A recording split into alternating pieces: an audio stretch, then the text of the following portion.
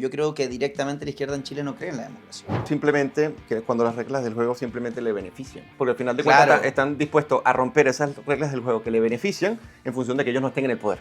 Deviene de decir, bueno, si no hay Estado, ¿quién hace que se cumpla la ley? Claro. Ahora, el tema de esta distinción que hace Hayek entre ley y mandato es que uno no puede llamarle a ley a cualquier cosa que emerja de la legislación, porque la legislación lo que hace, en la mayoría de los casos, es asignar reglas para grupos específicos. Entonces la ley tiene que tener una connotación universal, tiene que aplicar para todos por igual, y que no necesariamente, como tú bien dices, nacen del gobierno. Es un verdadero milagro. Exactamente. Porque le pegaron un balazo Casi a quemarropa. a quemarropa acá, a una distancia de esto, de la cabeza. Para que sepan, la madre de Miguel en 1991 fue secuestrada por los extraditables, que era un grupo criminal que pertenecía a los carteles de Pablo Escobar. Wow. Entonces, tras 4 meses en cautiverio, Diana Turbay, la mamá, fue asesinada. Y Miguel tenía 4 años cuando ocurrió eso. Los atentados no han parado. Sí. A Donald Trump. Tenemos a José Antonio Kast, ni hablar, que lo golpeaban en sus campañas. ¿Cuántas veces lo golpearon cuando iba a hablar a colegio y cosas así? A Jair Bolsonaro también. A Jair Bolsonaro lo apuñalaron. Así es. Bueno, y que además ahora lo están metiendo preso, lo tienen habilitado, todo. O sea, bueno, a Milei cuando salió iba andando pillaron también caso de una pistola, un tipo que estaba con una pistola en Tucumán me parece que estaba, que lo capturaron, que estaba con un arma en la mochila para un discurso de Milei, y después cuando estaba en el auto presidencial, yendo me parece que al Congreso, le tiraron una botella que terminó golpeando a uno de sus guardias, una botella que le rompió la oreja al guardia perfectamente, puede hacer un daño.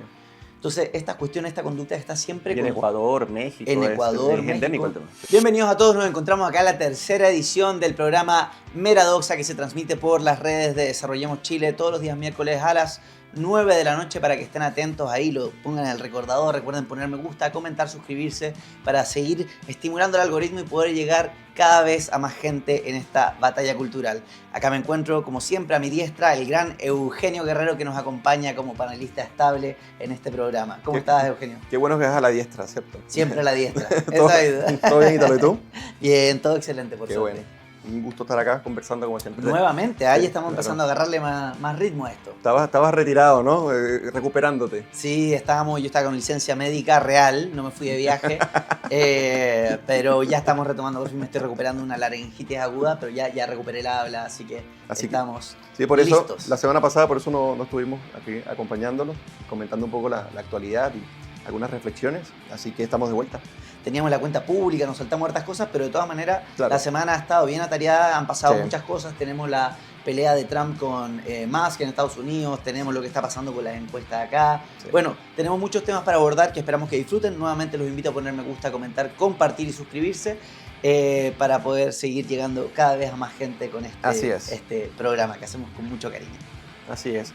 Oye, bueno, para empezar el programa de Meradoxa hoy, dándoles la bienvenida a todos los que se van conectando y van participando. Recuerden dejar sus comentarios y si les gustaría tratar algún tema, también sumarlo un poco a la parrilla, ¿no? Por supuesto. Lo que te iba a comentar, bueno, la semana ha estado dura y sobre todo por el debate que hubo entre los candidatos, en este caso los partidos de izquierda. Y bueno, entre las cosas que salen es el comentario que hizo el académico Óscar Landareche, el economista, sobre qué pasa si la derecha llega al poder, ¿no? Claro. Entonces, en Radio Infinita comentó lo siguiente, decía, me gustaría que si hay un gobierno de derecha, traten de no derribarlo. Okay. Entonces, claro, a partir de acá, Janet Jara, Lautaro Carmona, Gonzalo Vinter, incluso Pía Mundaca comenzaron a atacarlo en cierta medida, porque esto les pareció un exabrupto. Pero yo creo que ahí, en este comentario que él hace, me parece que hay un sentido de realidad interesante a abordar, porque eso es, o sea, yo estoy de acuerdo con la tesis que establece Max Kolodor, ¿no? Él dice que la izquierda en Chile no ha aprendido a aceptar que puede llegar la derecha democráticamente y estar legítimamente en el gobierno haciendo el ejercicio de su poder, y es por eso que intentan desestabilizarla de alguna manera. Entonces me parece que lo que hace Óscar Landareche acá, que sabemos que no es una persona derecha, incluso está en el equipo de Todas, si más no me equivoco, es una persona consciente de que el orden político, y para que haya política realmente, se tienen que respetar las instituciones, el orden público, y que la violencia debería quedar descartada, ¿no? Porque si no dejaría de ser política propiamente dicho. Entonces no sé qué opinas tú. No, fíjate que yo no había escuchado esa opinión de Max Kolodor y te tomo la palabra respecto a lo que dijo. Yo no sé si estoy tan de acuerdo con ello. Yo creo que directamente la izquierda en Chile no cree en la democracia. en especial esa facción de la izquierda que es precisamente la que se moviliza, que participa activamente de los cuerpos intermedios, que bueno, que ahora está en el gobierno y está involucrada en todos estos casos de corrupción. Yo no creo que ellos no acepten que la derecha pueda gobernar democráticamente. Yo creo que ellos simplemente no creen en la democracia. En la democracia bien entendida, ¿no? Claro. Lo hemos discutido en programas anteriores, una cosa de hablar de la democracia como palabra talismán de alguna manera, que tiene aceptación generalizada por la ciudadanía.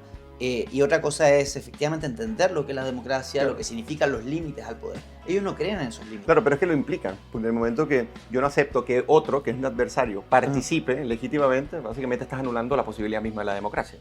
Claro, una implicancia, pero tiene Claro. la aborda de manera distinta, porque en el Claro. fondo, si tú dices que ellos no aceptan que la derecha, es decir, ellos están constantemente con la precaución de que la derecha va a vulnerar la democracia o las instituciones si es que llegase al poder, es distinto a yo no creer en esas instituciones. Claro. ¿Me entiendes a lo que Sí. voy? Entonces, yo creo que la cuestión es mucho más ideológica, mucho más anterior, quizás no tan... Yo lo vería casi como una perspectiva más pragmática, el creer que se ha convencido la izquierda de que la derecha no puede gobernar democráticamente. Yo creo que simplemente ellos no están dispuestos a aceptar las reglas del juego, porque ellos no están dispuestos a dejar el poder. No, o simplemente que cuando las reglas del juego simplemente le benefician. Porque al final de Claro. cuentas están dispuestos a romper esas reglas del juego que le benefician en función de que ellos no estén en el poder. Claro. Entonces, eso es un tema sintomático. Pero además, esto nos lleva a una reflexión, Ítalo, de que normalmente siempre se expresa, periodistas, analistas, incluso personas que se dedican a la filosofía, que acuñan este término de violencia política. Pero a mí me parece que esto no es compatible, porque incluso cuando se ha tendido a vincular la violencia con la política, luego que fue Clausewitz, decía, bueno, la política es la guerra, pero por otros medios, es precisamente porque el medio de la violencia descarta que haya capacidad racional de deliberación.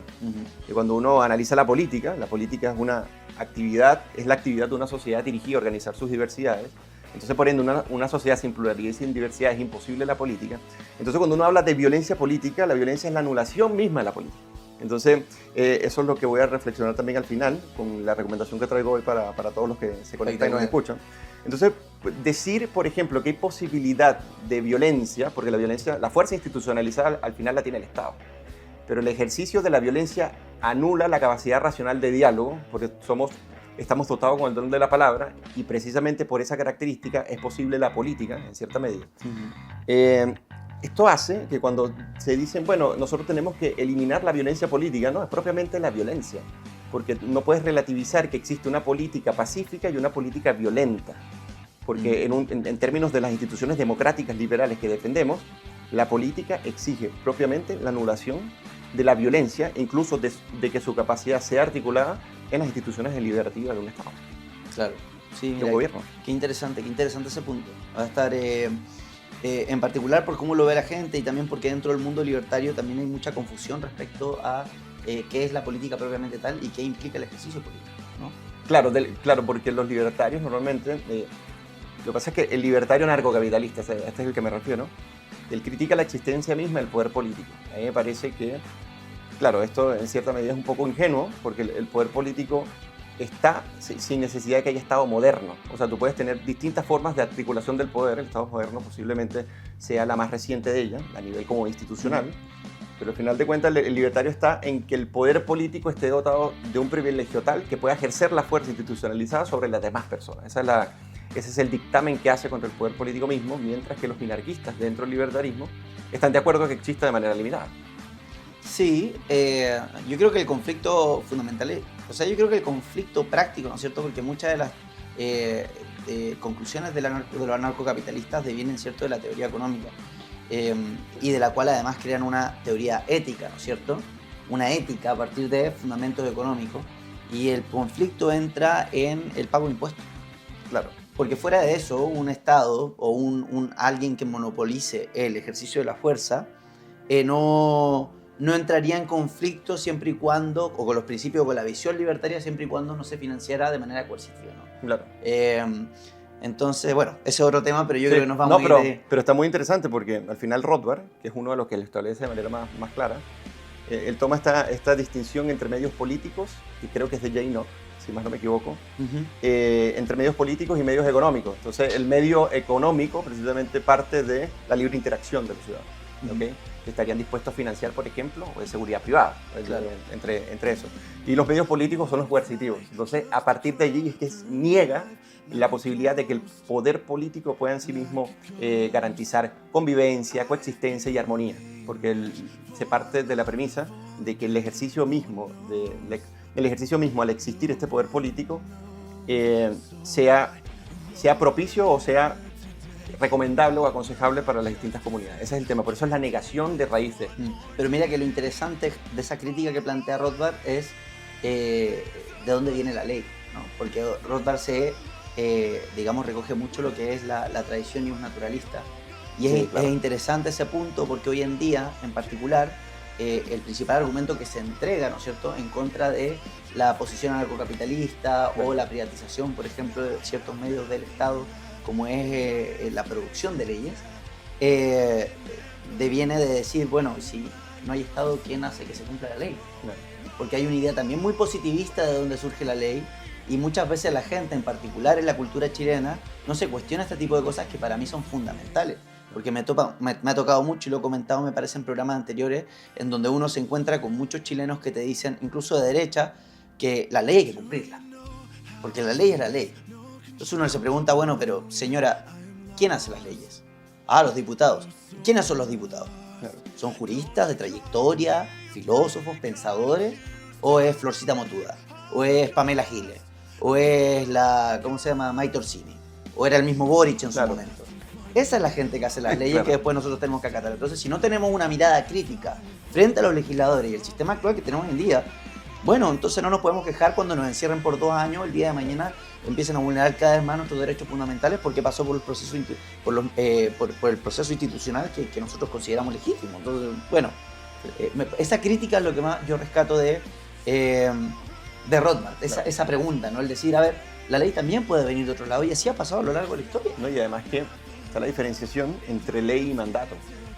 Al final, o sea, incluso Rothbard en cierta medida toma el contractualismo de Locke y la corriente naturalista precisamente parte de allí, en el sentido de que hay derechos antes de la existencia del Estado. El Estado no crea los derechos. Exacto. Existen antes, entonces tú entras al poder político en función del que el consentimiento es la única fuente moralmente admisible para que exista el poder político, ¿ya?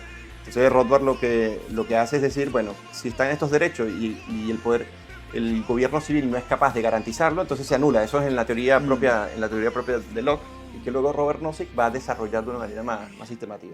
Ahora, el tema de esta distinción que hace Hayek entre ley y mandato es que uno no puede llamarle a ley a cualquier cosa que emerja de la legislación, porque la legislación lo que hace, en la mayoría de los casos, es asignar reglas para grupos específicos. Entonces la ley tiene que tener una connotación universal, tiene que aplicar para todos por igual, y que no necesariamente, como tú bien dices, nacen del gobierno o en este caso de la legislación, sino que por el contrario la legislación busca proteger grupos de interés, busca amparar grupos en detrimento de unas partes de la ciudadanía.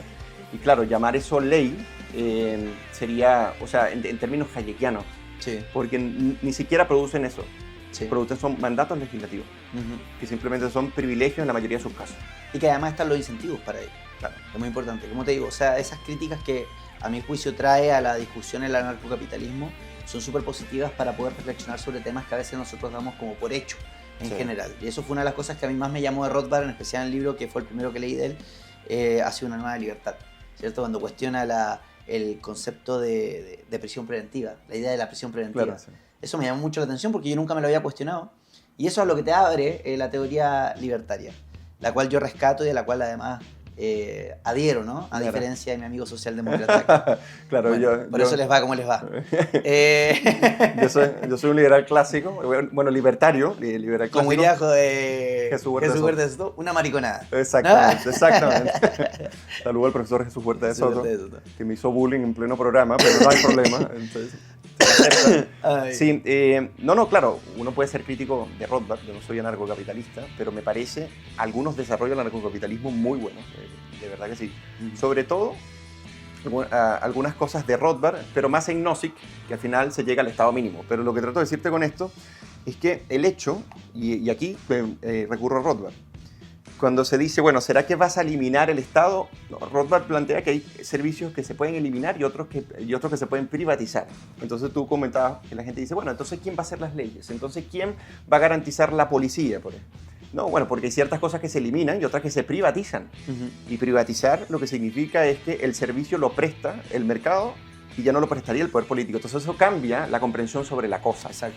Que normalmente siempre hay una banalización de que desaparece todo, entonces es la sociedad de todos contra todos, porque Sí, bueno. lo que pasa con la gente que no confía en la otra gente y en los mecanismos libres que surgen del mercado es que piensan que si tú liberas a las personas de la coacción del Estado, unos se van a matar con otros. Sí. Entonces eso es una muy mala antropología del otro por un lado y es una también proyección de la misma persona de cómo piensan y funcionan las cosas. Sí. Porque Muy lo- deshonesto además, porque esa es la típica, la de, no, es Claro. que no se puede porque es como tú le preguntas, ¿quién roba? No, yo no robo, pero el de al lado sí. Siempre es culpa el de al lado. El tema cuando discutimos Claro. temas como Buen educación, punto, cosas buen así, es punto, como, oye, pero dejemos patria potestad, que los padres tengan el derecho de decidir sobre la educación de su hijo. Claro. Sí, no, pero igual hay que tener cierta regulación. ¿Por qué? Porque yo me voy a hacer cargo de mi hijo, pero el otro no puede. No, siempre es el otro, ese vecino imaginario que tiene Claro. todos los males del mundo al cual hay que contener y para él y para ello sacrificamos nuestra propia libertad. Yo no sé si no es más que un alter ego. Sí, por un lado. es impresionante. Claro. Entonces, eso como para hacer una apreciación, pero me parece interesante. Al final, mira, cuando uno está en el mundo de las ideas políticas, uno tiene que, o sea, uno no puede tomar como por simpleza la generalización de un autor a partir de un comentario, de un meme, de una cita, que es lo que ocurre hoy en día, sino que hay que meterse sistemáticamente a leerlo. Sí, E claro. incluso dentro de los que estamos dentro del libertarismo, uno lee, ¿por qué uno lee a la izquierda? ¿Y por qué uno lee a los pensadores de izquierda? Porque quieres entender qué es lo que dicen, qué es lo que implica. Y tratar de no simplificarlos para no caer en el error que normalmente ellos caen en el momento que se refieren a nosotros, ¿no? A los liberales y a los libertarios. Exacto. Oye, No hay atajos en el fondo. No hay atajos, hay que estudiar exactamente. para poder dialogar con las otras corrientes, ¿no? Las otras formas de pensar. Claro, y entenderla y al final, si vas a refutarlo, decía el propio Ludwig von Mises, o sea, lo que se precisa es refutarlo y para ellos hay que leerlo. Para ellos hay que comprenderlo. Y esto es un ejercicio intelectual honesto que necesitamos hoy en día. Lo otro que te quería comentar, bueno, pasando de este tema, de los dichos de Landerreche, que viste, abrió un universo de Un cosas. universo de cosas que no teníamos planificado. Claro, y que está muy bueno. Está lo que ocurrió en Colombia el fin de semana, el 7 de junio, si más no me equivoco, con Sí. respecto a Miguel Uribe Turbay. Tremendo. El senador Sí. que hicieron un atentado espantoso y que fíjate que él es un político colombiano, los que no sepan el caso, estaba dando un discurso. Él es antipetrista, o sea, en el sentido de Es oposición. antiizquierda, es oposición, y de repente dando un discurso, intentaron asesinarlo, ya ha pasado por 2 cirugías bien delicadas y se mantiene, al parecer, estable pero delicado. Esperemos que se recupere. Es que yo, bueno, con Desarrollemos Chile cubrimos bastante de esa noticia y también con Desarrollemos Latino. Los videos son impactantes. Es un verdadero milagro. Sí, exactamente. Porque le pegaron un balazo Casi a quemarropa. a quemarropa acá, a una distancia de esto, de la cabeza. Así es. Y sobrevivió, pero es realmente impactante el video. Y el asesino con 14, 15 años. 15 años, Qué que después buena fue defendido por Petro, ¿no? Exacto. Sí, vamos Sí. a ir a ese punto. Y fíjate que, para que sepan, la madre de Miguel en 1991 fue secuestrada por los Extraditables, que era un grupo criminal que pertenecía a los carteles de Pablo Escobar. Wow. Entonces, tras 4 meses en cautiverio, Diana Turbay, la mamá, fue asesinada. Y Miguel tenía 4 años cuando ocurrió eso. Entonces él viene de una historia familiar también afectada por los conflictos en violencia en Colombia. En Colombia no es la primera vez que ocurre. Por ejemplo, está el ejemplo de Luis Carlos Galán, que también era un candidato presidencial y en pleno discurso también a él lo asesinaron. ¿De qué era? De derecha. ¿O no? Sí, o sea, estaba contra el monopolio en ese momento, Ya. típicamente político, pero fueron y lo asesinaron directamente. Y bueno, el abuelo de él fue el famoso presidente en Colombia, el señor Turbay, y remarcando una de las trayectorias, él es un político serio, no es un político que recién aparece y de repente comienza a incursionar en la política, sino que fue concejal por el Consejo de Bogotá, fue secretario de gobierno por Bogotá, tuvo una candidatura por la alcaldía de Bogotá, ahí en cierta medida ha tenido siempre impases con Petro, y senador de la República en el periodo 2022-2026. Así que bueno, esperemos que se recupere. Él no es familiar de Uribe, a pesar de que se confunde por el apellido, no es un familiar directo, pero obviamente cercano a las ideas, incluso uno de los más cercanos a las ideas de Uribe en Colombia. Y qué importante también, esto es muy llamativo, ¿no? Porque volvemos a lo mismo, ¿no? De la izquierda un poco el diagnóstico de Max Colodro, el análisis que había hecho. Sí. Decía, esta izquierda radical que no cree en las instituciones democráticas, por más que hable de ella y utilice la palabra democracia cada 3 palabras en su discurso, ¿no? Porque resulta que desde el surgimiento de esta reacción que se ha dado con este fenómeno que se llama nueva derecha, los atentados no han parado. Sí. A Donald Trump. Tenemos a José Antonio Kast ni hablar, que lo golpeaban en sus campañas, cuántas veces lo golpearon cuando iba a hablar a colegio y cosas así. A Jair Bolsonaro también. A Jair Bolsonaro lo apuñalaron. Así es. Amigo. ¿A quién más? Y que además ahora lo están metiendo preso, lo tienen habilitado, todo. O sea, a Milei cuando salió iba andando pillaron también caso de una pistola, un tipo que estaba con una pistola en Tucumán me parece que estaba, que lo capturaron, que estaba con un arma en la mochila para un discurso de Milei, y después cuando estaba en el auto presidencial, yendo me parece que al Congreso, le tiraron una botella que terminó golpeando a uno de sus guardias, una botella que le rompió la oreja al guardia perfectamente, que va a hacer un daño. Entonces, esta conducta está siempre... Y en Ecuador, México. En Ecuador, es México. endémico. Sí. Entonces, ¿hasta cuándo vamos...? Hubo una reacción, que no sé, quiero saber tú qué piensas, pero una reacción que tuvo Agustín Laje en particular en su cuenta de Twitter, bien visceral respecto a lo que es la conducta de la izquierda. Dice, ¿hasta cuándo vamos a seguir haciendo como que podemos convivir con los zurdos? Si los zurdos no son adversarios políticos, son enemigos, están siempre intentando matar a nuestros candidatos. Claro, me parece que hay tipologías de zurdos, creo yo.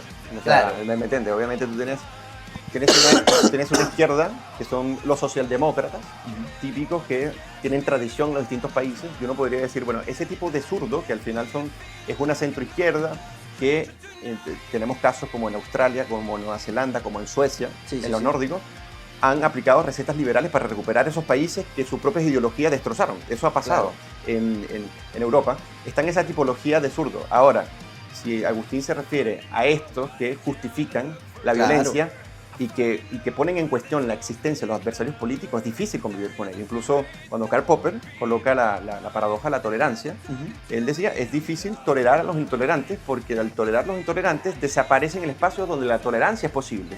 Y atentar contra un candidato presidencial o contra una persona que piense distinto es básicamente o sea, tolerar eso es tolerar que dentro del espacio de tolerancia se anulen a personas por pensar distinto dentro de una distinta comunidad política. Entonces, uno dice, bueno, ¿qué hacemos contra aquellos que no les gustan las reglas del juego, que prometen violar esas reglas del juego y que además estarían dispuestos a anularte existencialmente? Es un debate ya lo que importante. apunta Landarreche, el comentario, Claro. porque al final es evidente o sea, cuando le preguntaron perdón el término, el cara de raja que tenemos de presidente, cuando le dicen, oye, ¿y no han habido marchas masivas? Eso no es suerte, eso es gobernabilidad. Claro, o sea, wow. Compadre, el lumpen está en el gobierno, esa es la realidad. Tú fuiste el que le dio indulto, tú fuiste el que le dio pensiones de gracia, tú fuiste el que retiraste las querellas. Pero o sea, sí, ¿de qué estás hablando de gobernabilidad? Eso es complicidad, eso es no reconocer el ejercicio legítimo democrático de elegir, ¿no es cierto?, a tu representante político que pueda gobernar el otro. Claro. Están contigo el lumpen. Pero ¿cómo le fue a Isquia Siches cuando fue al sur? Claro. Pero él iba a esos territorios y llamaba a Temoiquipuy territorio liberado. Claro. Cuando era diputado. Y hubo una querella por atentado, por seguridad del Estado cuando atacaron a Isquia, me parece que no. Sí, sí. O sea que no, creo que no. No interpusieron querella. Lo mismo que con el Molino Grolmus. El atentado que pasó en el Molino Grolmus, Boric lo reconoció como un atentado terrorista, más no interpuso la ley antiterrorista. Ya, el de Isquia no estoy seguro, pero creo que no. ¿Entiendes? Entonces, esa es la izquierda a la que apunta el comentario. No, claro. Es difícil. Entonces, por eso es que normalmente uno se pregunta, ¿qué pasa si tú tienes estas conductas y tienes organizaciones políticas que las financian, las articulan, las promueven y que estarían dispuestos exactamente a eliminarte existencialmente? Es la gran pregunta, porque dentro de una comunidad política tú tienes adversarios, aquellos que están dispuestos a competir contigo racionalmente, en términos deliberativos y aceptar las reglas del juego en el caso de que pierdan, en el caso de que el otro gane, y están aquellos que prometen destruir este sistema en el momento que capturen la hegemonía de ese sistema, que es que llego a la democracia y la destruyo desde dentro para poder instaurar mi tipología de régimen. Eso salía, en este caso, Gabriel Boric diciendo que los problemas de la democracia se arreglaban con más democracia. Claro, si tú entiendes la democracia como un fin en sí mismo, estás profundamente equivocado de tu noción de democracia, porque la democracia es una herramienta y en términos sistémicos es la más recomendable en términos liberales, pero si tú dices que la herramienta, por la herramienta misma, es una solución aplicándola a los supuestos errores que en esa democracia se cometerían, yo creo que hay un problema lógico allí de la reflexión, ¿no?, del presidente. No debería extrañarnos tampoco. Bueno, y no se desentiende tampoco de lo que ha sido la retórica o la manera de gobernar, tanto en retórica como la manera de gobernar, que ha tenido Petro. Sí, Petro, Claro. una persona que participaba, me parece, del Ejército de Liberación Nacional, o el vínculo, ¿cómo era? Creo que era el M19. El M19, perdón, Claro. toda la razón. El M19. Que era el grupo guerrillero en las zonas urbanas, básicamente. Exactamente. O sea, personas que están, digamos, que han participado activamente de la lucha violenta y que hoy presiden países, y tú ves los comentarios que dice después el tipo, intentaron asesinar a su opositor y después hablando de un niño de 15 años al cual hay que proteger. Es un criminal. Y que además no actuó solo, porque después los videos revelan cómo estaba funcionando articuladamente con otros adultos. Sí, anda por allá y se hacían los gestos. Entonces, ¿de qué estamos hablando? Esa es la persona que está encargada de hacer cumplir el Estado de Derecho. Esa es la izquierda a la cual se refiere Agustín Laje y que hoy participa de los gobiernos en América Latina y que está muy bien articulada por el Foro de Sao Paulo, por el Grupo de Puebla, gente que hoy es candidato. ¿Cuántos de esa izquierda hoy son candidatos presidenciales de nuestro país? Gonzalo Winter, Janet Jara y me faltará alguno más. Carolina Toá, no. Carolina Toá podríamos dejarla ahí en un que no es tan en un gris. En un gris. Yo no tan... Porque igual votó apruebo, igual le gusta el apruebo, igual... Es el problema de la socialdemocracia. Sí. Que al final, como las minorías organizadas dominan a las mayorías desorganizadas, como decía Lenin, ¿no? Claro, exacto. Lo que termina pasando es que esta izquierda más ideologizada, mucho más, mejor articulada, termina dominando la discusión pública y la izquierda siempre ha preferido esa socialdemocracia más light, con la que se puede dialogar, ¿cierto?, en cierta medida. Siempre ha preferido o ha optado por esa izquierda en lugar de aliarse con la derecha. Que al final Siempre. de cuentas, estratégicamente siempre se unen así, y lo peor de todo es que dejaron, si nosotros podríamos considerar que tiene algún legado, la centroizquierda, ellos permitieron que estos que criticaron ese legado y ese desempeño, o sea, terminaron mutilando a la centroizquierda y esto terminó siendo absorbida. Pues yo me imagino que estos jóvenes que llegaron y tienen destruida gran parte de las instituciones del país, representaron sus sueños más radicales cuando eran jóvenes. O sea, yo no sé qué es lo que explica esta manera de dejarse absorber y dejarse aplastar, e incluso que queden como de segunda categoría en el ejercicio de un gobierno que ha sido muchísimo más radical. O sea, el Partido Comunista está en la coalición de gobierno y es uno de los ejes fundamentales precisamente del proyecto de gobierno y cómo se implementa, y de las principales instituciones que controlan el poder político en el país. Totalmente de acuerdo. Además de ser el partido más grande y rico junto con el Partido Socialista. Exacto. O sea, ahora porque el Frente Amplio se unió y apareció el Partido Nacional Libertario, claro, hay un cambio, pero históricamente ellos, ¿cuántos años llevan siendo los más grandes? Bueno, vamos a una pequeña pausa comercial y ya volvemos en este tercer programa de Meradoxa. En Energy Asset trabajamos para suministrar energía eléctrica de manera segura, cercana y transparente. Nuestros clientes agrícolas, manufacturas, inmobiliarias, centros comerciales, centros logísticos y todos los sectores industriales ya se benefician de la portabilidad eléctrica con nosotros, siempre con la mejor atención personalizada. Súmate con nosotros y recuerda, Energy Asset es energía segura, cercana y transparente. Encuéntranos en energyasset.cl. Y luego de esta pausa comercial regresamos a Meradoxa, así que si estás conectado, deja tu comentario, dale like, y si estás viendo este video en diferido, igualmente síguenos y compártelos para que sigan compartiendo estos análisis que hacemos junto a Ítalo Mecna, que nos acompaña como siempre en este programa de Meradoxa. Ítalo, ¿qué quieres tratar? Bueno, yo creo que ya es hora de pasar al tema fuerte de lo que ha sido la semana pasada, la discusión entre Elon Musk y Donald Trump. Después de que Elon Musk dejara el gobierno, dejara, ¿cierto?, lo que era este organismo que habían creado temporalmente llamado Doge, ¿cierto?, de regulación, emulando un poco lo que estaba haciendo Milei, ¿cierto?, con Sturzenegger en Argentina. Y bueno, y esta discusión que prendió en fuego las redes sociales después de que Elon Musk se pronunciara en contra de la Big Beautiful Bill Act que había propuesto Trump, que en el fondo es una ley de presupuesto sobre cómo iba a ser el gasto público. Y que básicamente elimina el techo a la deuda. Y lo más impresionante, para los que nos están viendo, es que Trump aplaude llegar a un acuerdo con la parte más radical del Partido Demócrata, que es con Elizabeth Warren, para poder saltarse este techo.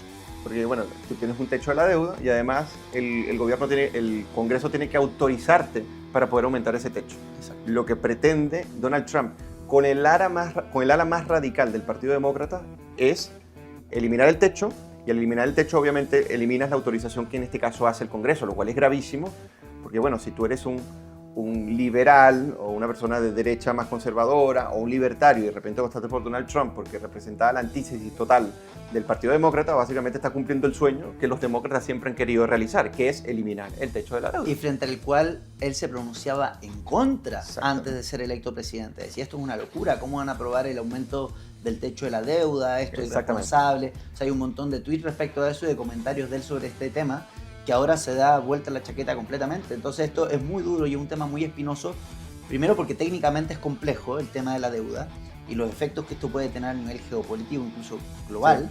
Sí. Y también hay un aspecto ético, moral de si la deuda es o no.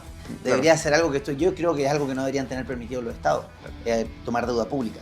Jamás he considerado que sea algo que se le debiera permitir por una cuestión de incentivos, a lo cual ya seguramente vamos a pasar.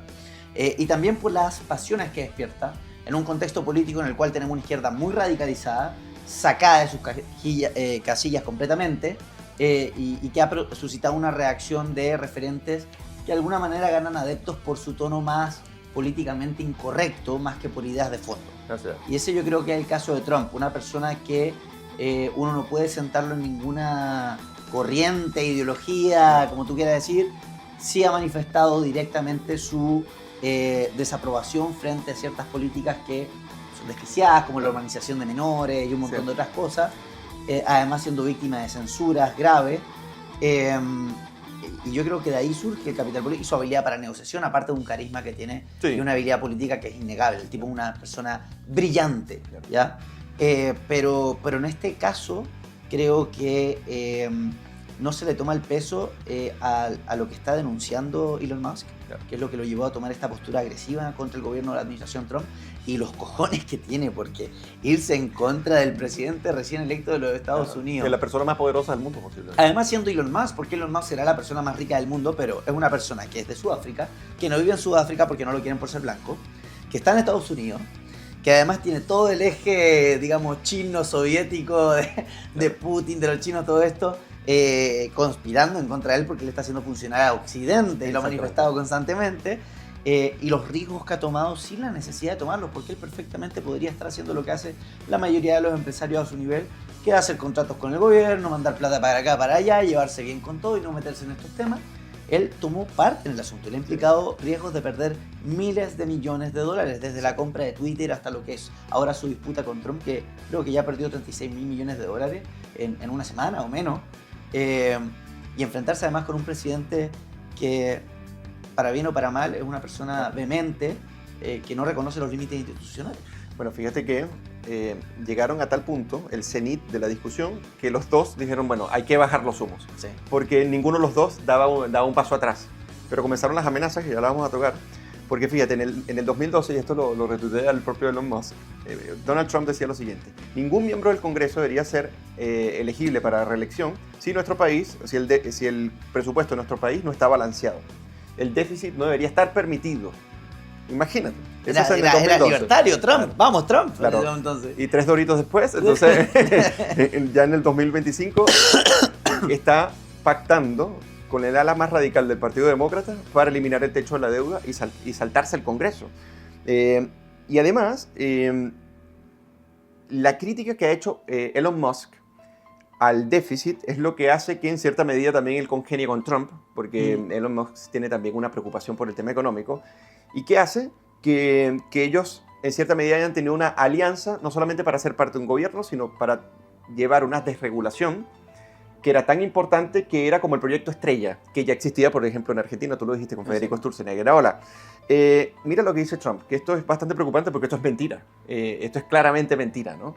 Él dice que Elon Musk toma estas decisiones porque eliminaron los créditos fiscales para la compra de autos eléctricos y también se elimina la cuota que obliga, en la proporción, a que se venda un porcentaje de autos solamente eléctricos en comparación con los autos que se venden típicos con gasolina.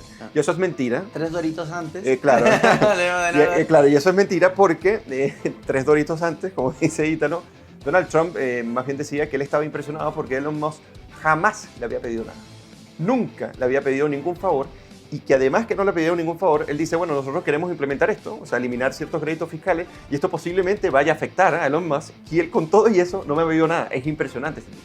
Exacto. Eso. Y además Elon Musk, sumar que tiene una serie de entrevistas públicas, Claro. en las cuales él exige, de hecho dice, hay que eliminar los subsidios.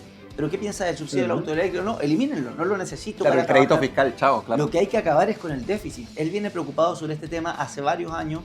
Yo creo que es uno de los impactos, me atrevería a especular de que es uno de los impactos que ha tenido Milei, parte del fenómeno Milei.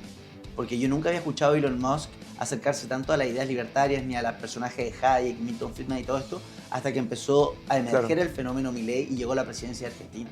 Sí, no, la importancia de Milei es sustantiva. Sustantiva, absolutamente. O sea, el impacto es global. Exacto. Incluso, bueno, en estos días comentaba el ministro de Economía, Toto Caputo, que ahora el FMI coloca como estándar planes de recuperación muy parecidos a lo que hace Milei para que puedan aprobar préstamos. Entonces comentaban en estos días eso, y es impresionante porque eran los primeros que desconfiaban. Incluso The Economist y los principales economistas del mundo, o sea, en este sentido que son supuestamente pop, vaticinaban una debacle, una catástrofe, una especie de apocalipsis en Argentina, y resultó ser totalmente contrario, y algunos han salido a revertir sus comentarios y a estar impresionados precisamente con lo que se ha logrado en Argentina.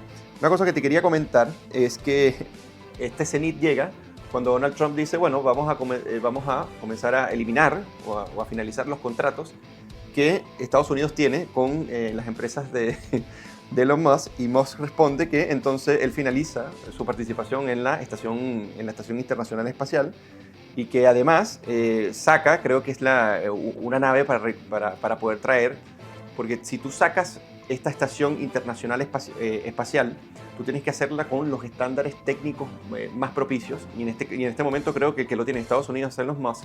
Y por otro lado, para poder sacar a los astronautas de algunos sitios, y él dice, bueno, entonces si tú haces esto, entonces yo simplemente saco mi tecnología. ¿Por qué? Porque es una amenaza directa de decirle, bueno, los contratos que tenemos firmados con Space, no recuerdo cómo se llama. SpaceX. Entonces amenaza Elon Musk con esto, y ahí se acaba. Ahí se acaba la discusión, ninguno sigue con respecto a eso, porque básicamente Elon Musk dice, bueno, hazlo. Hazlo y yo desmantelo inmediatamente el proyecto. Exactamente, desmantelo el proyecto. Entonces, además que es una violación al contrato, así que él lo va a tener que indemnizar de alguna manera, me imagino. Y que Trump ha sido una persona sumamente desequilibrada, y no solamente con estas decisiones que toma, con temas migratorios, con temas universitarios, entre muchas otras. Ha sido una persona que es de temer porque es sumamente inestable. Pareciera que quiere gobernar Estados Unidos a partir del humor que tiene y las rencillas personales que puede tener con las personas. Y esto lo hace muy peligroso porque hay personas que confiaron en la rigurosidad que podría tener para un nuevo gobierno. Y segundo, que estamos hablando del país de los países más importantes del mundo, tanto en términos económicos como institucionalmente hablando. Las personas toman como referencia a Estados Unidos en función de cómo funciona su democracia, su sistema de libertades, entre otras, y poco a poco va decayendo. Yo creo que el personaje de Donald Trump es una persona muy inteligente, con una habilidad realmente superlativa para la negociación, y que esta vez les tocó con alguien que es más inteligente que él y a quien no puede, digamos, engañar, porque además no le debe nada. Entonces no tiene cómo extorsionarlo, y cree que va a poder hacer el mismo juego con un Elon Musk que está a otro nivel. A mi parecer, a ver, yo creo que es bueno que pasemos a los aspectos técnicos de la discusión y por qué es tan importante el tema de la deuda. ¿Ya? En Estados Unidos, y acá tengo anotado un par de cosillas, la deuda acumula un total de 36,2 trillones de dólares, lo que equivale a $106.000 por ciudadano. Es decir, cada estadounidense está endeudado en alrededor de 94 millones de pesos chilenos. O sea, cada uno de nosotros tuviese una deuda de 94 millones de pesos. Es una cuestión que es evidentemente... Y además que, para que lo tengamos en términos no absolutos sino relativos, es el 120% del PIB, la deuda 120% del PIB. Es una locura. Y no solamente eso, porque muchos de los argumentos que dicen, bueno, es que los libertarios no entienden de geopolítica y los problemas que está enfrentando Occidente y Estados Unidos tomando para su defensa nacional, bueno, les informo que los intereses que está pagando Estados Unidos por su deuda son superiores al presupuesto de defensa completo. Los puros intereses. El presupuesto de defensa es de 842.000 millones de dólares, y en intereses está pagando 952.000 millones de dólares. supera Es en un- creces lo que es el presupuesto de defensa que Es tiene un Estados Unidos. exabrupto, sí. Esto, para que la gente le tome el peso, equivale a 10 veces el presupuesto completo de Chile. Es decir, Claro, Estados claro. Unidos está pagando 10 veces el presupuesto completo del año de Chile en intereses de deuda. ¿Eh? Sí. Y esto es un problema muy grave porque, ¿cuál es el problema de la deuda? Cuando el Estado se empieza a endeudar, empieza a disminuir la cantidad de fondos prestables. Eso aumenta las tasas de interés. Normalmente eso implica, ¿cierto?, que la economía, dirían los neoclásicos, se enfría, empieza una recesión, se empieza a generar una recesión. Y para evitar esto, porque es sumamente impopular, naturalmente, Claro. aumenta el desempleo, empiezan las quiebras, el gobierno, ¿qué hace? Que es lo que viene ahora con Estados Unidos, va a nombrar un nuevo presidente del Banco Central. Y empiezan a las presiones políticas, el muñequeo, para que bajen las tasas de interés, de manera de estimular la economía artificialmente, lo que hace que la gente considere proyectos que antes no eran financiables Claro. como proyectos financiables, ¿no es cierto? Entonces incurren en estos créditos, meten la plata y se empiezan a generar las grandes burbujas. Así es. Después, cuando explotan, te queda la caga, en otros Exactamente. términos. Y el problema con esto es que distorsiona tanto los precios relativos de la economía que tú no sabes qué es lo que se va a romper. Y esto es lo que termina generando. Y por eso nadie sabe predecir con exactitud ¿Cuándo va a pasar? Claro, ¿Y cuando en se dónde? pincha la burbuja, exactamente. ¿Y en Nadie. dónde? O sea, ¿Eh? tú lo que puedes predecir es cómo se comporta la economía en función de que distorsiona las tasas de interés haciendo una manipulación del crédito absurda como normalmente se hace. Exactamente. Entonces, ¿qué termina pasando? Que se vuelve una bomba de tiempo impredecible. Y en un contexto geopolítico, en donde ya Trump, como antecedente, comenzó una guerra comercial, o sea, no la comenzó, pero se sumó de manera mucho más agresiva al tema de los aranceles, que ya va a empezar a romper vínculos comerciales con otros países, porque naturalmente los empresarios empiezan a buscar sustitutos, ya que me subiste un 20% para las importaciones de tal país, que me entregaba la materia prima que yo necesitaba para producir tal cosa, entonces necesito buscar un... Bueno, todo eso empieza a generar un problema económico gigante, que suelen ser las antesalas para conflictos geopolíticos más grandes. O sea, podemos tomar el caso de la Segunda Guerra Mundial, cuando sucede la Gran Depresión, en donde muchos expertos apuntan a que, a razón de la Gran Depresión, Hitler termina llegando al poder y termina generando esta gran crisis global. Sí, se comenzó a ser llamativo a partir de ahí. Claro, porque ya había una antesala cultural en la cual se estaba buscando desacreditar al sistema liberal.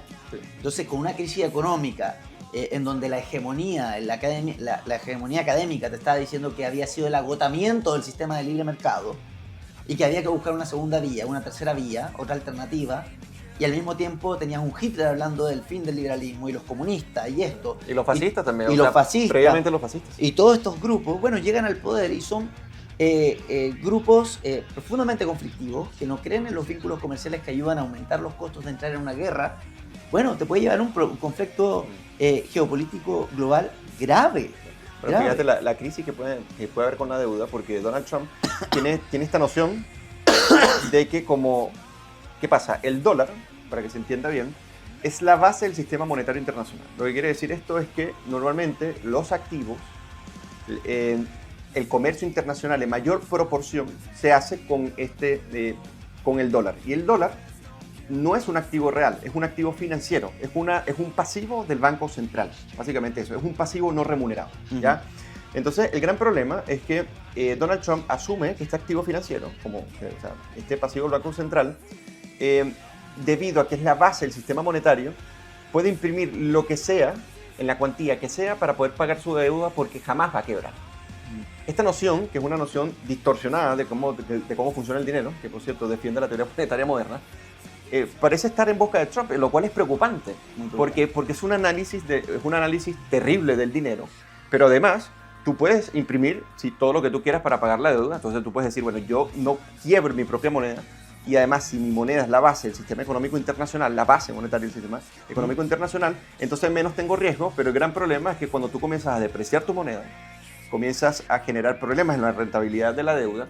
Eso te va a generar problemas porque la gente comienza a huir hacia otros activos que sean muchísimo más rentables y estables en el tiempo, y más si las personas sospechan que el Estado comienza a hacer esto y comienza a despreciar el ciclo monetario, que es ahora la base del sistema. Entonces, lo que está haciendo Trump, o las nociones que tiene con respecto a romper el techo de la deuda y todo, es de sumo irresponsable, por un muy mal conocimiento, no solamente del sistema monetario, sino lo que tú acabas de escribir, que es la teoría austríaca del ciclo económico, que es con base a la teoría del capital.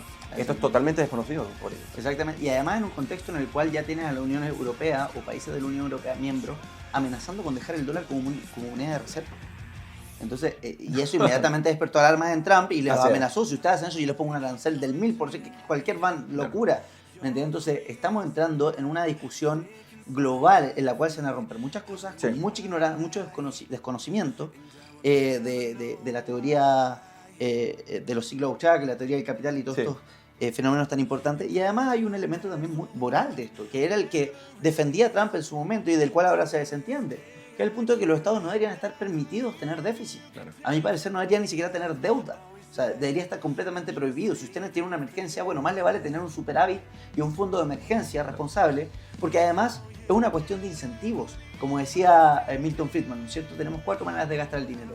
El mío en mí, Claro. el mío en el de alguien más, el de alguien más en mí y el de alguien más en alguien más. ¿Cuál es la más ineficiente? El Estado gasta el de alguien más en Exactamente. alguien más Exactamente.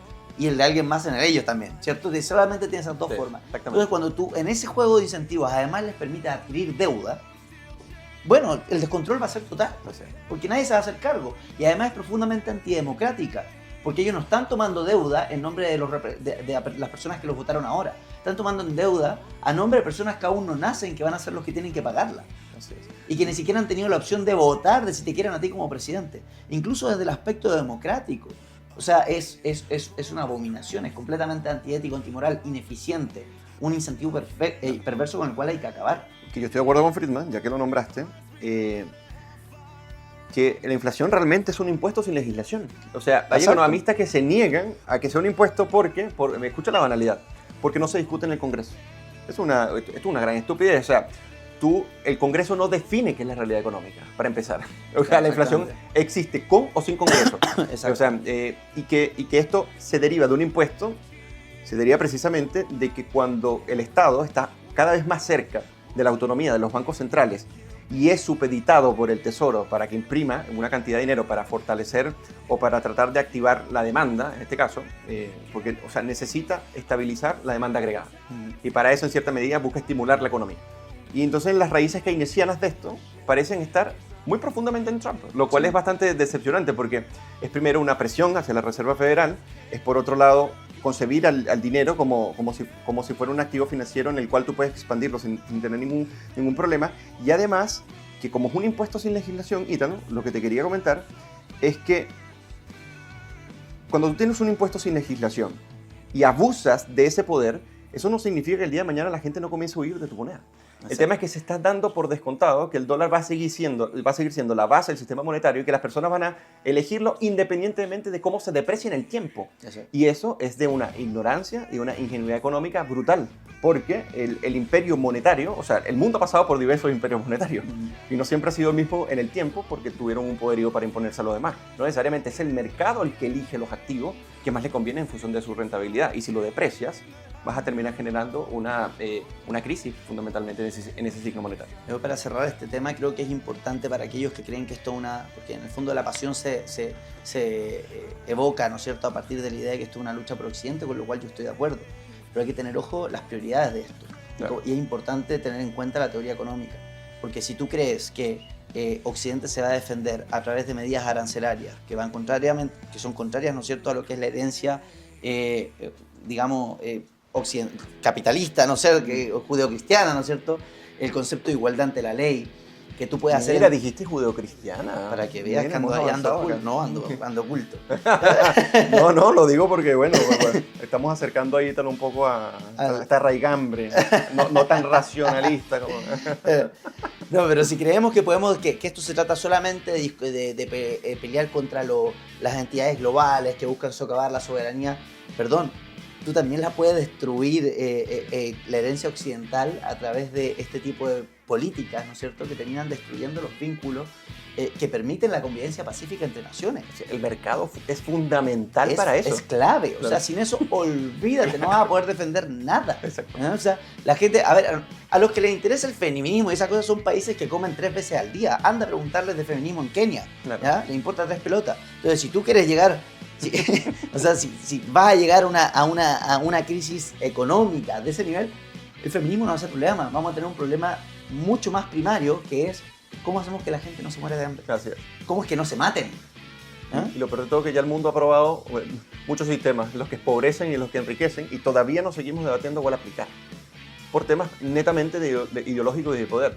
Y por eso que normalmente los libertarios siempre desconfiamos en que el poder acumule más poder. Exactamente. Y que el poder se constituya como la justificación última del orden social. O sea, que el poder político representado en el Estado se plasme a sí mismo como la justificación última para que el orden social exista y funcione de manera correcta. Hemos visto más bien que la acumulación de ese poder político a través de la institución del Estado puede destruir precisamente la convivencia, o sea, al revés del asunto. Con esa reflexión nos vamos entonces a la segunda pausa comercial de este programa Meladoxa, cada vez más interesante acá con el gran Eugenio Guerrero. Nos veremos pronto después de esta pausa comercial. En Energy Asset trabajamos para suministrar energía eléctrica de manera segura, cercana y transparente. Nuestros clientes agrícolas, manufacturas, inmobiliarias, centros comerciales, centros logísticos y todos los sectores industriales ya se benefician de la portabilidad eléctrica con nosotros, siempre con la mejor atención personalizada. Súmate con nosotros y recuerda, Energy Asset es energía segura, cercana y transparente. Encuéntranos en energyasset.cl. Bueno, bienvenidos acá, ya hemos vuelto con esta muy breve pausa comercial, como le habíamos dicho, ya estamos con Eugenio acá, Guerrero, y entrando ya a la última sección de nuestro programa, en donde vamos a video reaccionar a un video que nos trajo, querido Eugenio. ¿De qué es este video? Bien, este video, la señorita Cumplido, que es la directora ejecutiva, si más no me equivoco, de la Fundación Iguales, hace una reflexión sobre este experimento, si nosotros podríamos decir, que los estados intentan hacer con los niños en el momento de hacer, por ejemplo, interrupción de la pubertad, por ejemplo, el cambio hormonal, y cuáles son las consecuencias que tiene. A partir de que se rechaza en el Congreso en Chile que exista este financiamiento, por un lado, y que se ejecute de la manera en que estaba, ella reacciona a ello en una entrevista que le hacen en el CNN, y a mí me pareció bien sintomático de cómo piensa la izquierda progresista de las atribuciones que debería tener el Estado sobre los niños. Y me impresiona porque esto hoy en día parece moneda común y mucha gente se indigna, entre ellos yo, y por eso te lo mostré, y me gustaría que reaccionáramos un poco a lo que ella piensa que debería establecerse desde el Estado respecto a la identificación que entienden los niños con su género. Ya. Y cuál es el papel central para una sociedad, según ella, más libre, ¿no? Perfecto. Bueno, ya, con esa introducción ya quedamos listos, vamos a ver el video. Si un niño tiene dudas respecto a su identidad, el Estado tiene que ofrecerle un acompañamiento para que vaya descubriendo esa identidad, sea trans o no sea trans, o negarle cualquier ayuda, que lo que termina pasando es que solo las familias que pueden pagar acompañamiento acceden. Yo creo que es peligroso quitarle posibilidades a las personas y quitarle recursos a las familias para que puedan acompañar a su hijo en este descubrimiento. Pero tiene que ser a la par con los padres, ¿no? O sea, Por los supuesto. padres también tienen algo que decir, que fue parte claro. de la crítica, ¿no? De que podían incluso niños o niñas trans, digamos, iniciar tratamiento o en el fondo iniciar este acompañamiento sin que los padres supieran o sin que los padres quisieran. Es que eso es falso, no hay ningún niño o niña en el programa de acompañamiento que no vaya con sus padres, con su tutor, digamos, legal. O sea, van todos acompañados. Y de hecho no hay ninguna queja en el sistema de padres o madres, ¿verdad?, respecto a este programa de acompañamiento. Yo creo que también es muy bueno que vayamos escuchando, ¿verdad?, esas familias y cómo ha sido ese acompañamiento. Y por otro lado está el tema, ¿cierto?, de los tratamientos hormonales, que los tratamientos hormonales, incluso lo dice el informe CAS, se tienen que revisar caso a caso por un equipo multidisciplinario, ¿verdad? Y por supuesto cualquier tratamiento en menor de edad tiene que ser con el consentimiento de sus padres, así es la ley en Chile.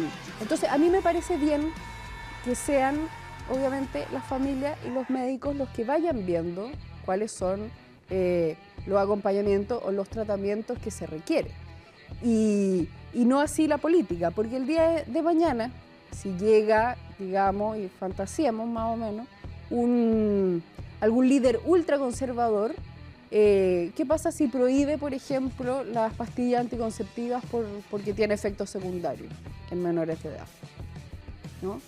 ¿Quién decide eso? Y yo creo que por eso es fundamental el defender a la familia y defender el rol del Estado respecto a entregarle posibilidades. Ellos verán si lo toman o no. Ahora, la diferencia con las pastillas anticonceptivas es lo irreversible, ¿no? Que estos tratamientos hormonales en menores de edad no, tienen consecuencias, tienen la posibilidad de tener consecuencias irreversibles en el futuro de ese niño, ¿no? Por eso tienen que ir, o sea, con acompañamiento, porque hay efectos secundarios. A ver, todos los remedios tienen efectos secundarios. Y hay algunos en todo el espectro más irreversibles que otros. O sea, los antidepresivos, por ejemplo, hay ciertos efectos Pero secundarios. en este caso, infertilidad, problemas a los huesos, en fin, o sea, problemas Es mayores, que claro. depende del caso a caso. Y es muy importante, obviamente, el ir acompañando para ver cuáles son esos efectos secundarios que te van dando. Y eso es recomendable para cualquier medicamento. Claro, especialmente entonces en casos de menores de edad. Increíble, ¿no? Te lo dije. No, está... Qué desquiciada esta gente. Ella es María José Cumplido, es la encabeza la Fundación Iguales, y lo que me impresiona es primero que el Estado, mira, las sociedades libres que se fueron desarrollando en el tiempo, asumían que el Estado era una amenaza a las libertades.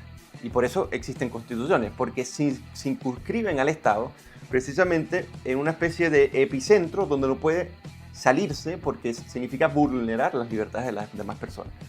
Entonces fíjate cómo se ha desviado tanto la noción del Estado, que aquí dice, bueno, el Estado debe acompañar para este proceso de descubrimiento, que básicamente es meter al Estado en tu intimidad, o sea, darle herramientas a una organización coercitiva para que te ayude a descubrir cuál es tu identidad a niños, incluso hasta menores de 10 años.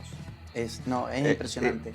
y Y que- que además parte, porque esto yo lo había visto una parte del extracto anterior, o sea, que de unos minutos antes de esto, en donde además habla, parte mencionando el caso de Johannes Kaiser, y el argumento es, porque no hay que olvidar que el informe fue liderado por Johannes Kaiser, como si Johannes Kaiser hubiese hecho el informe. Exactamente. Y además lo tachó de antivacuna, anticientífico, y que todas las posturas en contra de las infancias Claro. trans son anticientíficas. Sí, ad hominem. Y además que ella cita el informe Cass, pero el informe Cass, que es el famoso informe de Hilary Cass, que lo que hace es investigar este proceso de personas que hicieron la transición hormonal, o sea, para cambiarse, o sea, para cambiar lo que son, o sea, si naciste mujer y te quieres convertir en hombre, o sea, cómo fue ese proceso y cómo comienza la solicitud para revertir ese proceso. Y claro, ella dice, primero ha aumentado de una manera impresionante, o sea, la solicitud de casos, además que comienza de repente, en un periodo fueron casi todos hombres, entonces en otro periodo son casi todas mujeres, entonces esto a ella le sonó como extraño, ¿no? Y lo otro era cuál era la rigurosidad con lo que se estaban haciendo, porque se están generando problemas en la salud, tanto mental como física, considerables.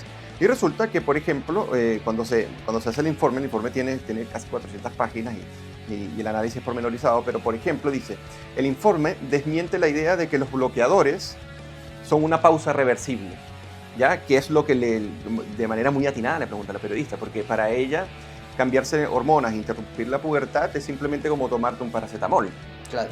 ¿Me entiendes? O sea que... Bueno, como tomarse un anticonceptivo, decía Exactamente. ella, o sea, imagínate el Todos- nivel de... Todos tienen efectos secundarios, entonces nosotros podríamos analizar esto de una manera así de banal, ¿no? Entonces dice, y los datos mostraron que la gran mayoría de los jóvenes que iniciaron con bloqueadores de pubertad luego continuaron con hormonas cruzadas, más del 95% en algunos estudios indicaron que el inicio de una ruta médica es el inicio de una ruta médica y no una pausa. Fíjate esto, se confirmó que los bloqueadores afectan la densidad ósea. Además, el detener el desarrollo puberal puede impactar negativamente en el desarrollo psicosexual y en la maduración cerebral propia de la adolescencia.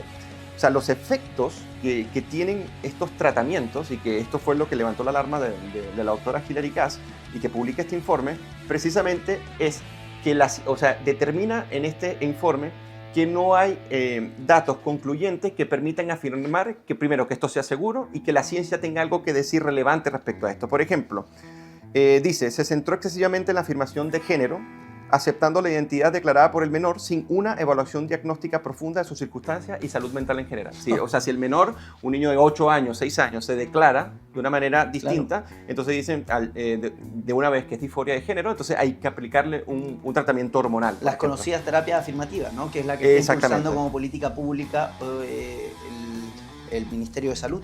Entonces fíjate que dice que no hay evidencia y que no hay datos fiables para poder, en ningún estudio de los que se ha publicado, incluso en cómo se hacen los estudios, para poder decir, y por eso que me llamó mucho la atención que María José Cumplido diga, es que son anticientíficos y cita el informe CAS, y el informe CAS lo que te dice precisamente es, ojo, no hay evidencia suficiente, ni los estudios demuestran que esto puede hacerse, y que además los efectos irreversibles tienen un impacto brutal dentro de la salud mental y física de los niños.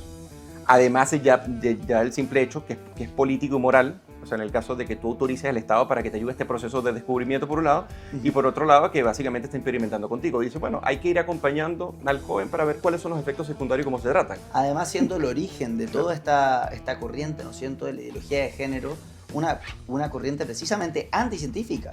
O sea, exactamente. Muy buen punto. Reconocido por los mismos autores que inician con esta encrucijada, claro, que finalmente fue adoptada por este grupo de personas, ¿no es cierto?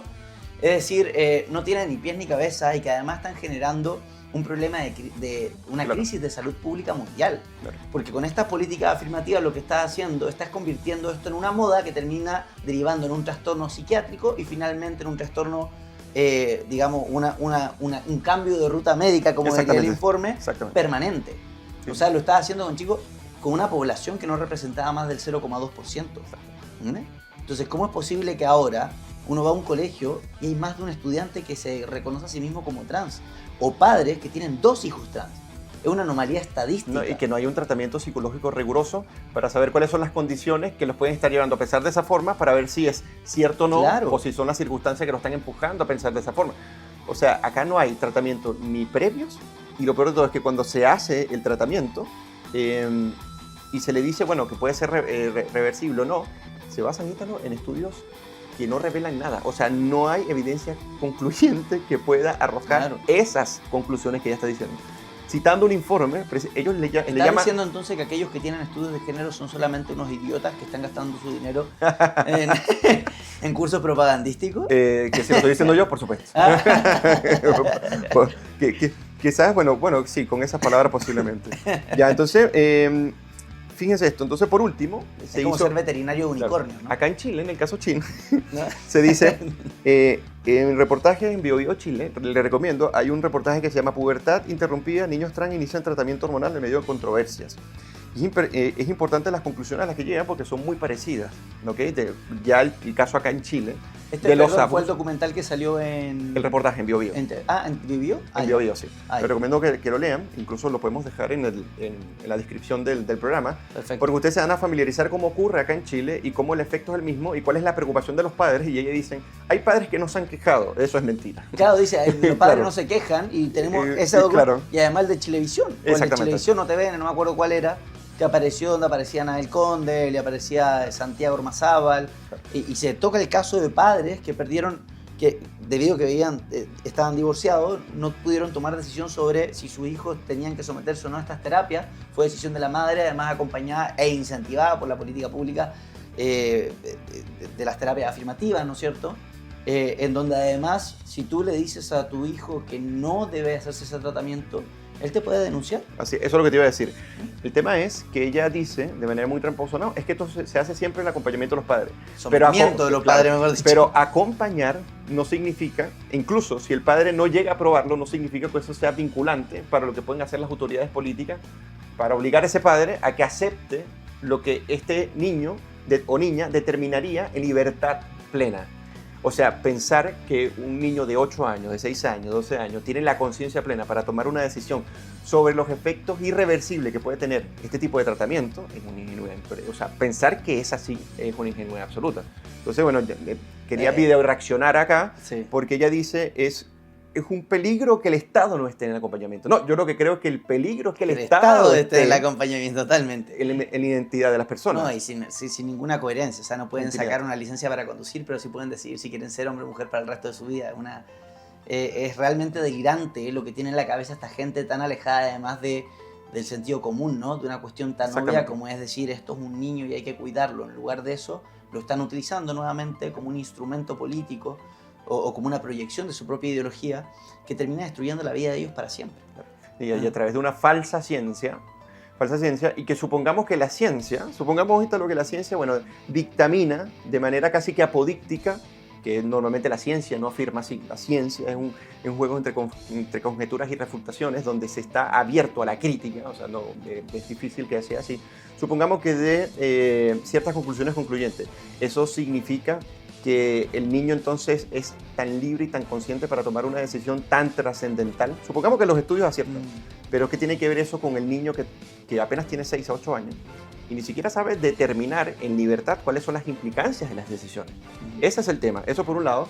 Y segundo, hasta qué punto el Estado puede saltar por encima de las familias para decidir por ellos en nombre de la ciencia. Exactamente. Y eso es un gran problema.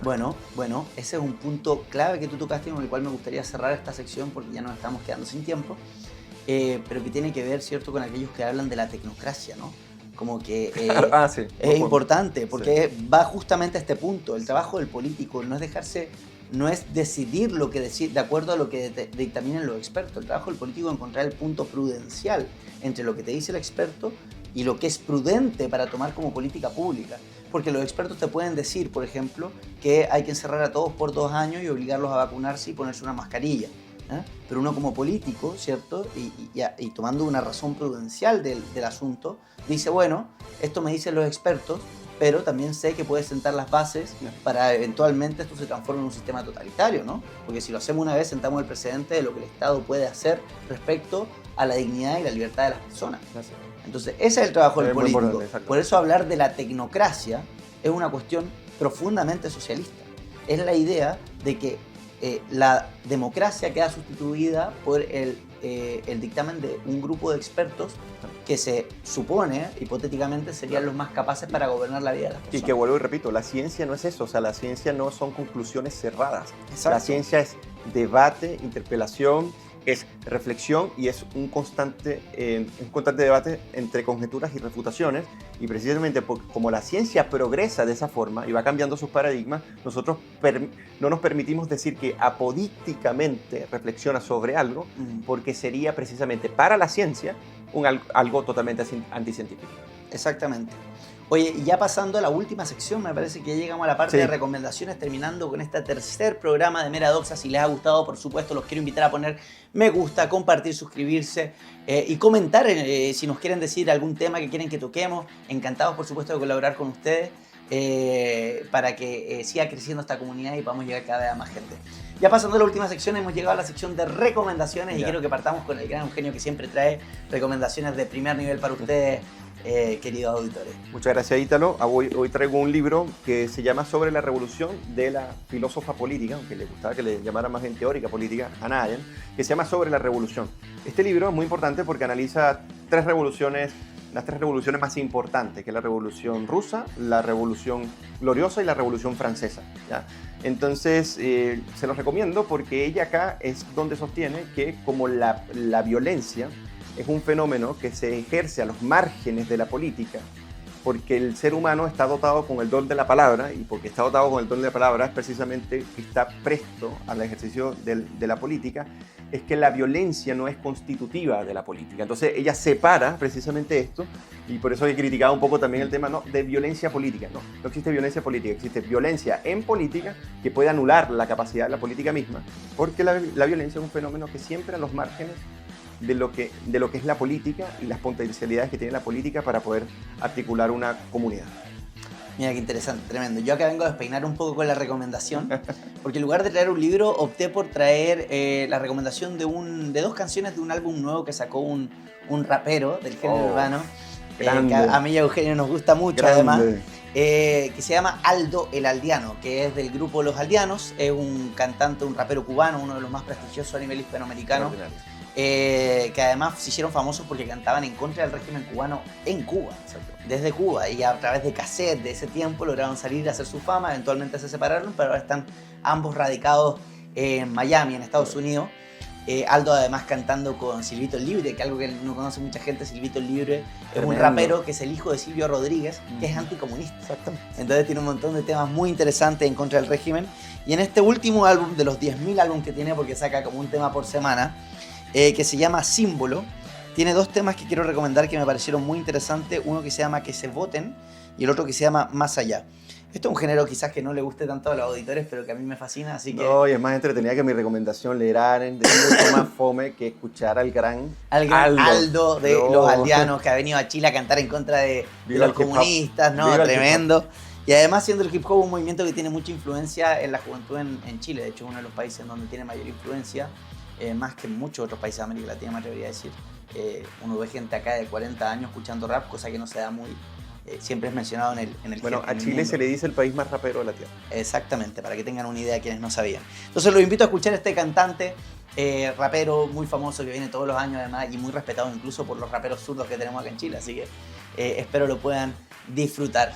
Bueno, ya completado y cerrando el programa, Eugenio, Así es, muy siempre bueno. un placer tenerte Igualmente, acá. hermano. Que bueno, sé que estás con poco tiempo, así que le mando un saludo a todos los que nos vieron, invitarlos de nuevo a poner me gusta, compartir, comentar. Así es. Mientras más crezcamos vamos a poder monetizar el canal y poder comprarle un poco de comida, un sueldo a Eugenio, pobre que llegó de Venezuela.